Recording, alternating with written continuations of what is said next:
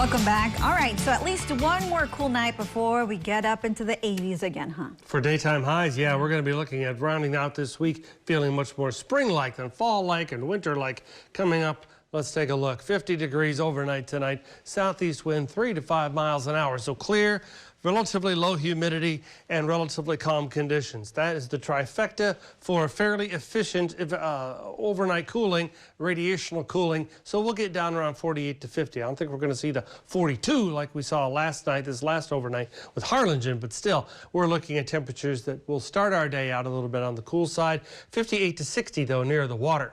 Looking at the bus stop forecast, heading on out the door in the morning, we're talking about 50 to 53, 6 to 7 a.m. But, you know, with clear skies, 58 degrees and sunshine is not horrible, but it still warrants a jacket, especially around these parts. 64 by 9. Then we're into the low 80s, low to mid 80s by afternoon. South winds light. But sunshine, south winds and sunshine working together, it's got to be good, and it will be. 82, Harlingen 84, McAllen 79, Brownsville 75 on the island. It's all good. High pressure is responsible in large part for this forecast the rest of the week, as high pressure provides sinking air, which kills clouds and destroys any chance for rain. So you end up with, indeed, nice weather. But as it slides east, it helps to dig in and reinforce the southeast breeze, which works with the sunshine to warm it up even more. So we end up, 10, 11 degrees above normal, running on through the rest of the week and into the weekend. Now, we'll see a little system unfold across our part of Texas and northeast Mexico this weekend, which is going to do two things. It's going to bring us a chance for showers Saturday and Sunday, not that much. And then it's going to hack off a little bit off the high temperature for early next week. So there you go. Saturday to Sunday, 20 to 30% chance. Saturday, just a slight chance, and it's late in the day. So don't cancel your plans outdoors on Saturday at all. And then Sunday, the frontal boundary, the cold front part of it moves through, but it's pretty muted. It's not that dramatic.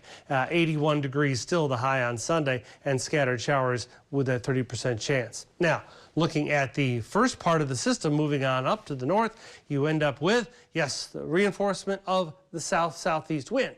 But then on the backside, it all rolls through, and the frontal boundary, the cold front, the leading edge of cooler air, makes its way on through. So the more mild air comes in by Sunday to Monday, and you'll notice a significant, or noticeable, let's call it noticeable, noticeable cooler temperature to start next week. But while we're talking, the chance for showers, light showers, will be there, especially on Sunday morning on through the day Sunday. On the backside of this, as the cooler air filters on in, and you have leftover moisture in the atmosphere that will end up squeezing out as light drizzle and maybe some showers, but nothing too dramatic.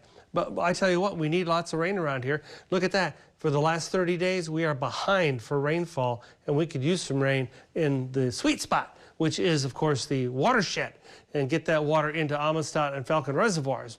Or let Mexico release some of its water, as it's supposed to do, and get water into those reservoirs. But at this point, neither is going to be a good solution, I guess. Looking at 7-day forecast shows that indeed we're talking about temperatures that will respond to that little homegrown system moving through on the weekend that will end up back near seasonal temperatures by Monday.